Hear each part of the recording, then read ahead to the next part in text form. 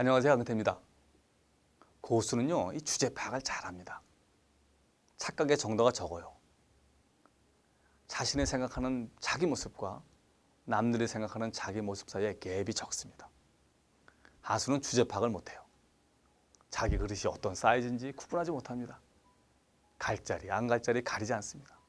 할 말과 하지 말아야 할 말 구분 못합니다. 욕심에 눈이 멀어 과욕을 부리다 실패합니다. 몇 년 전에 서울대 경영대 졸업식에 송길승 SK 명예회장이 왔습니다. 그분이 축사를 했는데 참으로 감동적이었습니다. 이런 내용입니다. 여러분, 졸업을 진심으로 축하합니다.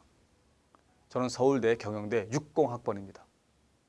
제가 졸업할 때만 해도 한국은 정말 어려웠습니다. 돈도 기술도 없었습니다. 장충체육관을 지은 기술자도 필리핀 사람이었습니다. 당시 우리 국민 소득은 100불이 되지 않았고 필리핀은 584불이나 됐습니다. 그래서 잘 사는 나라가 어려운 나라를 위해 장충체육관을 지어줬습니다. 나라가 어려우니 졸업해도 갈 데가 없었습니다. 은행 같은 금융기관이 전부였죠. 우리 동기들은 대부분 금융기관에 취직했습니다. 하지만 저는 선경직물이란 중소기업에 들어갔습니다. 그래서 사람들이 서울 상대까지 나온 사람이 왜 그런 회사에 가느냐 라며 의아해했습니다. 하지만 지금 어떻습니까? 지금 SK그룹은 포춘 500대 기업 중 72위입니다. 여러분들은 0.5% 안에 드는 사람입니다. 하지만 강원에 나가면 초절정 고수로 차고 넘칩니다. 서울대 나왔다고 폼 잡아서는 성공하기 힘듭니다. 사실 별거 아닙니다. 청출 어람에 고수가 되어야 합니다. Stay young, enjoy challenge 하십시오. 그분이 한 연설입니다. 핵심은 자리에 연연하지 말고 그 자리에 있기 아깝다는 그런 소리를 들으라는 그런 얘기입니다. 여러분, 세상에는요, 두 종류의 사람이 두 종류의 행동을 합니다. 저 사람은 저 자리에 있기 아까운 사람이야 라는 소리를 듣는 사람과 야, 어떻게 저 사람이 저 자리까지 올라왔지?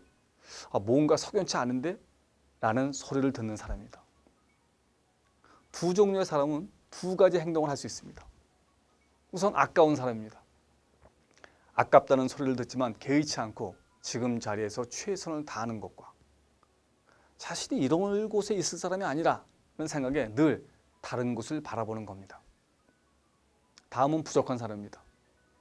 자식이 부족하다는 사실조차 인식하지 못하고 무소불위의 권력을 행사해 사람들의 미움을 받는 것과 자신이 부족하다는 사실을 인지해 겸손하게 계속 배우려고 하는 것이 그겁니다.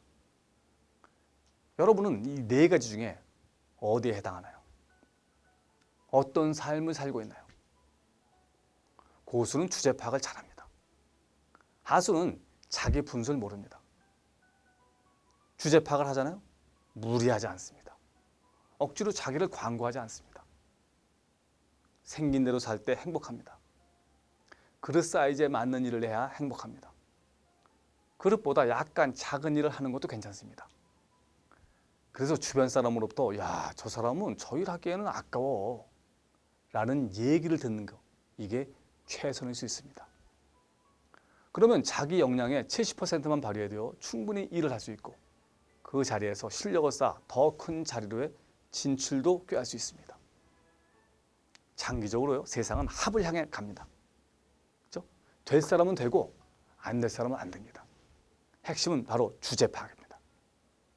자기 그릇을, 자신의 정확한 그릇을 파악하는 거죠. 그러면 그렇게 기뻐할 것도 분할 것도 없습니다. 제 아내는 늘 제게 두 가지 충고합니다. 당신은 주제 파악과 문맥 파악만 하면 괜찮은 사람이야 라는 말이죠. 여러분들은 어떤 사람인가요? 감사합니다.